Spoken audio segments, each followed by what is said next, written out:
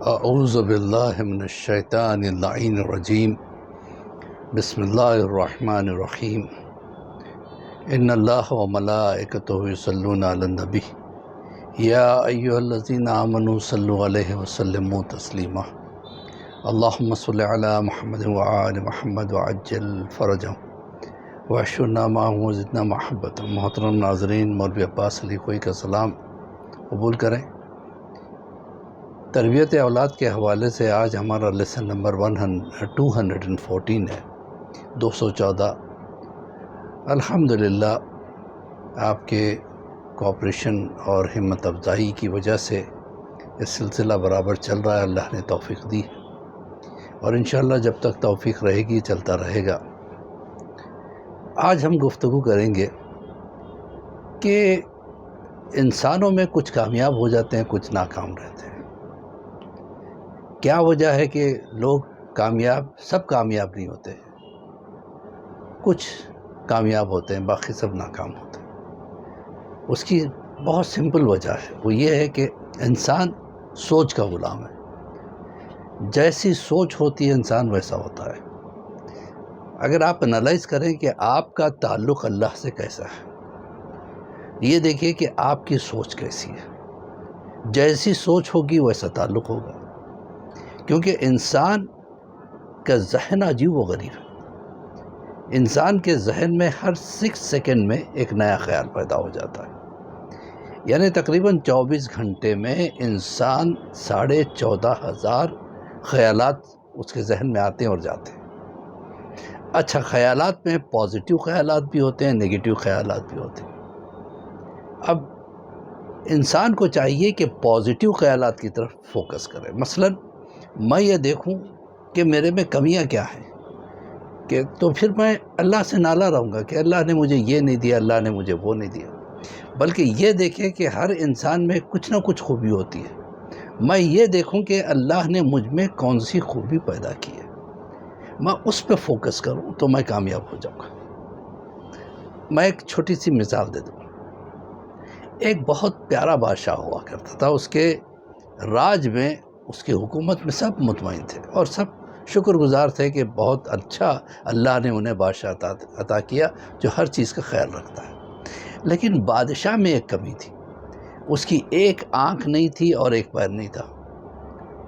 تو اب یہ ہوا کہ ایک دن وہ اپنے بزرگوں کی پکچر گیلری میں ٹہل رہا تھا۔ اس کے باپ کی تصویر بھی تھی، اس کے دادا کی بھی تھی، اس کے پردادا کی تھی، اس کے سگردادا کی تھی، اس کے لگڑدادا کی تصویریں، یعنی نسل بد نسل ایک ایک تصویر اور ایک سے بڑھ کر ایک تصویریں۔ اس نے سوچا اب جو خالی فریم جہاں لگا ہے اس میں میری تصویر آئے گی اور میری تصویر سب سے گندی رہے گی، کیونکہ میری ایک آنکھ نہیں ہے اور ایک پیر نہیں ہے۔ اس نے سوچا کیوں نہ میں، پتہ نہیں لوگ کیسی تصویر میری بنائیں گے اور لگا دیں گے، کیوں نہ میں اپنی زندگی ہی میں اچھی سے اچھی تصویر بنا کے لگا دوں۔ اس نے مصوروں کو خبر کی کہ دیکھو جو میری شاندار تصویر بنا کے لائے گا اسے بہترین انعام ملے گا۔ اب بیچارے مصور پریشان، ان لوگوں نے سوچا اگر تصویر اچھی رہی تو انعام تو ملے گا، اور اگر خراب ہوئی تو بادشاہ کے دماغ کا کیا کہے، ہو سکتا ہے سزا دے دے گا۔ تو کسی نے ہمت نہیں کی اس کی تصویر بنانے کی۔ ایک نوجوان نکلا، اس نے کہا میں تصویر بنا کے لے کے آتا ہوں۔ بادشاہ نے کہا ٹھیک ہے، کتنی مہلت چاہیے؟ کہ بس 24 گھنٹے میں بنا کے لے آؤں گا۔ مہلت دی گئی۔ اب سارا دربار سجا ہوا تھا۔ اس نے تصویر بنائی، تصویر بنانے کے بعد لا کے جب اس کو دکھایا تو سارا دربار تالیوں سے گونج اٹھا، سب کو بہت اچھی لگی۔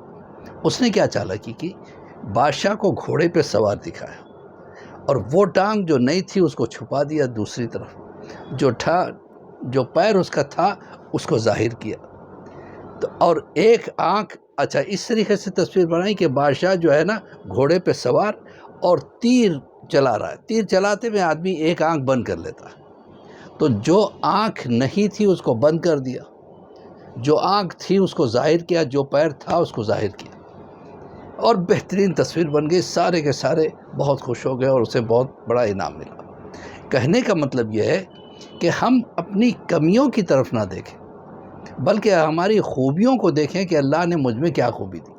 کسی میں بولنے کی خوبی ہوتی ہے، کسی میں لکھنے کی خوبی ہوتی ہے، کسی میں پڑھنے کی خوبی ہوتی ہے، کسی میں کچھ نہ کچھ خوبی ہوتی ہے۔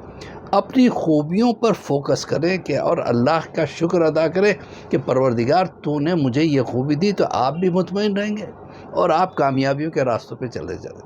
اسی کے ساتھ اس مرتبہ کا درس میں روک رہا ہوں، تو ہم دعا کریں کہ پروردگار بحق زہرا و بیہا بالہا بنوا ہمیں توفیق دے کہ ہم اپنی خوبیوں پہ فوکس کریں اور زندگی میں کامیابی کی طرف آگے بڑھیں، اور امام کے ظہور میں تعجیل عطا فرما، ہم سب کو امام کے چاہنے والوں میں شمار فرما۔ فقط والسلام ورحمۃ اللہ وبرکاتہ۔